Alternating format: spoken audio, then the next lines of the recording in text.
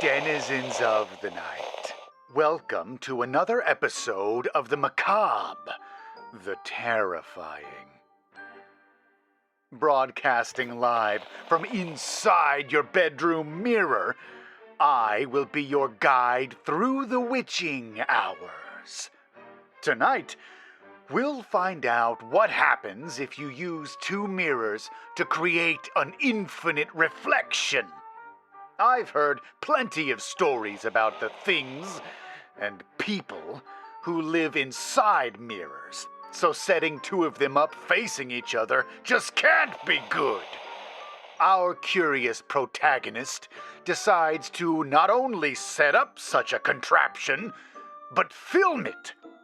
Let's find out what happens.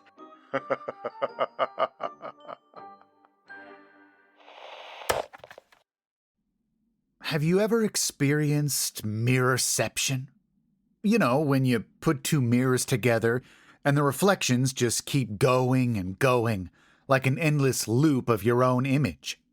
As a kid, I was always fascinated by this phenomenon, but my parents' bathroom, with its two identical sides opposite each other, only allowed me to see a limited number of reflections before my own body blocked the center. Recently, I finally had the chance to satisfy my curiosity. I constructed a contraption with two mirrors facing each other, placed a lamp above them to provide adequate lighting, and cut a small hole in the center to place my phone camera behind. Initially, it was cool, but the center was still blocked off. I then set up my higher quality camera to capture the images and used a one-way mirror instead to look into the infinite reflection.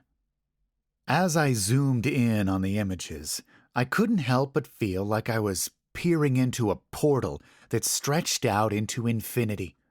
The reflections slowly became clearer and clearer, but the further they got, the darker they appeared. In the center, I noticed a small black square that looked like a tiny dot. I was about to turn off the camera when a thought occurred to me. What if I just let it keep recording? Maybe I could edit the footage and create something that would go viral on the internet. That night, I went to bed feeling content with my work. However, I was abruptly awakened by a feeling of intense heat and choking on thick smoke. As I sat up, I could see the flicker of flames in the darkness, and the smell of burning plastic filled the air. Panic set in, and I scrambled out of bed and made my way to the living room. To my horror, the entire room was ablaze. The TV screen flickered wildly as it burned, and the smell was overpowering. I was frozen in shock for a minute, before I finally snapped out of it and began gathering my most valuable possessions.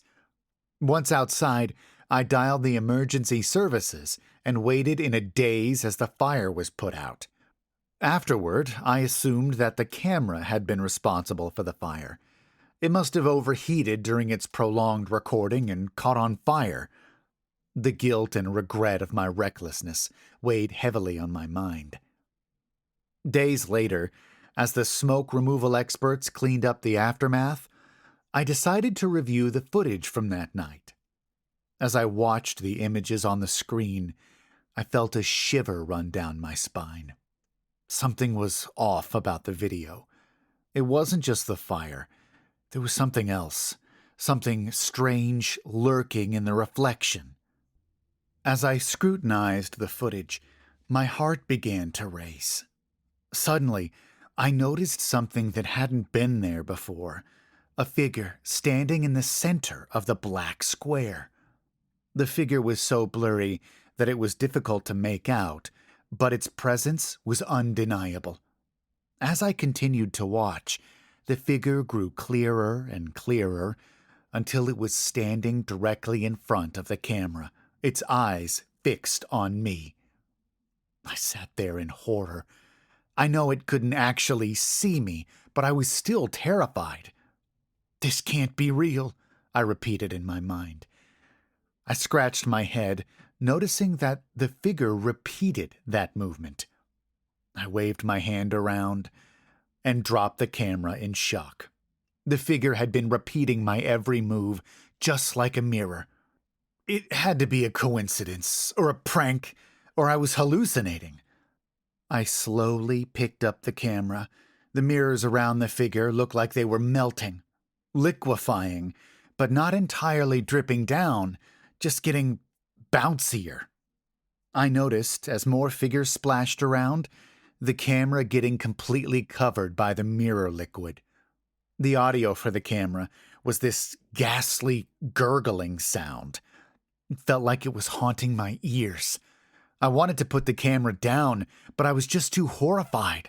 I could only sit and listen, staring at the distorted screen as I heard the demonic sounds and a crackling, which I assumed to be the fire starting. That was when I'd had enough. I stopped watching and put the camera down. I was too shocked to understand what to do, and that night I wasn't able to sleep until pretty late, my mind filled with the scenery of the footage. When I got home, I destroyed what remained of the contraption and erased the footage, knowing that I could never bring myself to peer into that endless reflection again. I've been super wary around any mirrors for a while, although it's been pretty silent since then. But the memory of what I'd seen still haunts me to this day, and I can't help but wonder what other dark secrets lurk in the depths of the infinite portals. Sometimes I still think I hear a gurgling echoing through my house in the depths of the night. As expected, no good can come from mirrors. Consider this a short but sweet cautionary tale.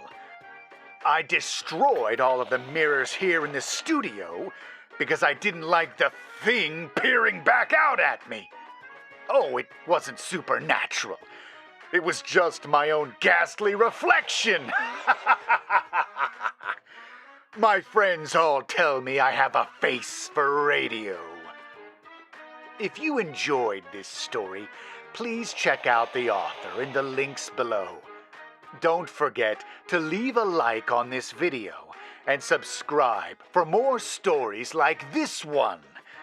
And whatever you do, stay away from the bathroom mirror and don't fall asleep.